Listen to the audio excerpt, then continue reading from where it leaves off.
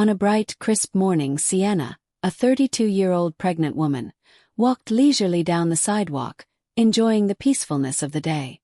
The air was fresh, and the world around her felt calm, until that tranquility was shattered in an instant. A deafening car horn blared through the air, making her heart jolt in shock. She spun around, and in that split second, her breath caught in her throat. Terror gripped her. A massive truck was barreling straight toward her, its tires screeching against the pavement.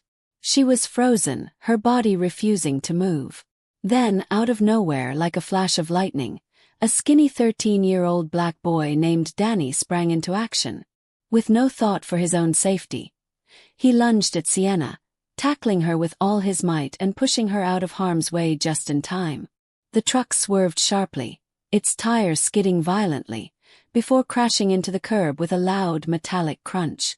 Sienna hit the ground, her chest heaving as she clutched her belly, feeling the racing heartbeat of the life growing inside her.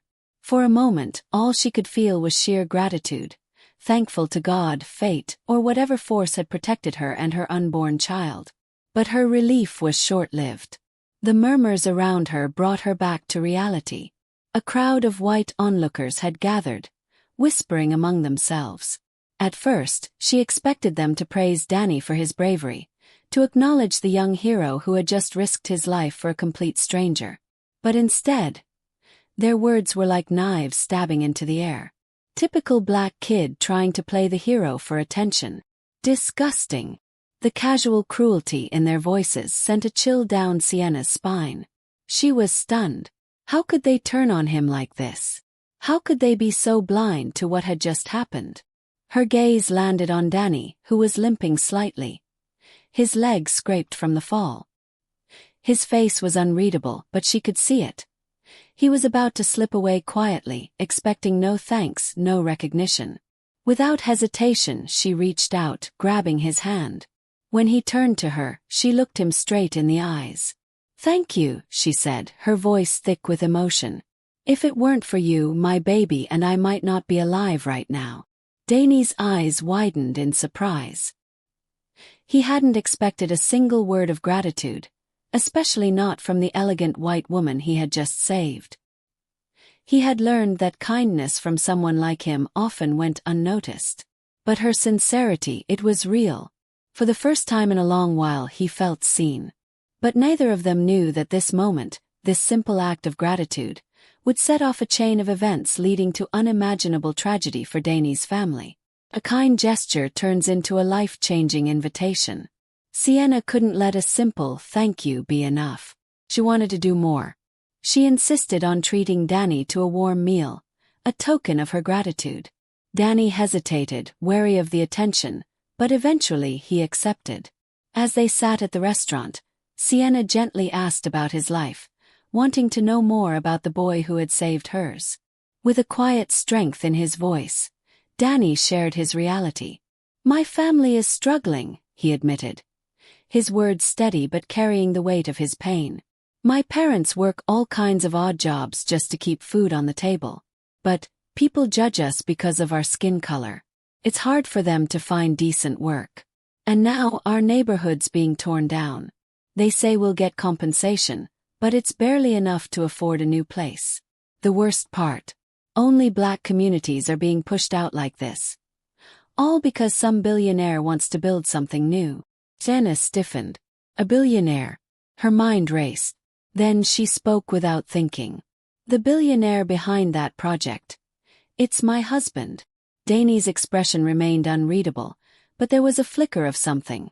Pain, disbelief, maybe even hope. "If that's true," Sienna continued, her voice firm, "don't worry. I'll talk to him." Danny nodded but didn't let himself hope too much.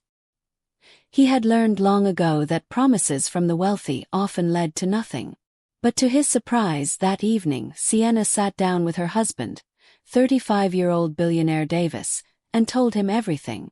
She pleaded, argued, and refused to back down. After a long, tense conversation, Davis finally relented. The project was cancelled, and Danny's neighborhood was spared. But Sienna didn't stop there. She invited Danny's family to live in their mansion. His mother became the household chef, his father Davis's personal driver, and Danny was finally given a chance to continue his schooling. For the first time in his life, it felt like a dream. But dreams don't always last. A tragedy that changed everything. The whispers started almost immediately. The stares, the murmurs, the disapproval. Why would a billionaire let filthy black people live in his house? They're nothing but leeches, feeding off his generosity. Danny tried to ignore it. He wanted to believe that kindness could prevail, that maybe, just maybe, happiness could last. Then, one terrible day, everything fell apart. Danny's father, while driving Davis on a business trip, lost control of the car. The accident was severe. Davis was left gravely injured, unconscious, paralyzed. The very next day, a meal prepared by Danny's mother was found to be contaminated. Sienna, after consuming it, suffered a terrible miscarriage, losing the child she had been carrying. The mansion erupted in chaos. When Sienna finally recovered, she stormed into the family's quarters, her voice shaking with rage. "I gave you everything. A home, a chance at a better life. And this is how you repay me." Davis, now confined to a wheelchair, was seething with fury. "You filthy, ungrateful black people," he spat. "You were jealous of what we had. So you tried to destroy us, didn't you?" The police arrived swiftly. Danny's father was arrested for negligence. His mother charged with intentional harm. And just like that, Danny was alone, thrown out into the relentless rain. He had nowhere to go. The truth comes to light. Danny wandered the streets, scavenging to survive, enduring cruel laughter and taunts. "Look at the black stray dog," the billionaire threw out. He kept his head down, swallowing his pain.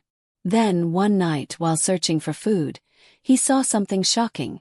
Davis stepping out of a luxury apartment with another woman. They were far more affectionate than Davis had ever been with Sienna. Something inside Danny told him to follow them. What he overheard through an open window shattered everything. Davis was behind it all.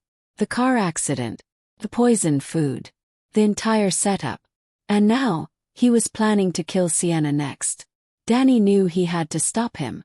The final confrontation.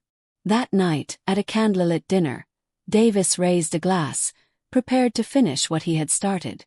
But before Sienna could take a sip, Danny burst in. The truth was revealed. Davis was caught, his crimes exposed. Sienna, heartbroken and betrayed, realized everything she had believed was a lie.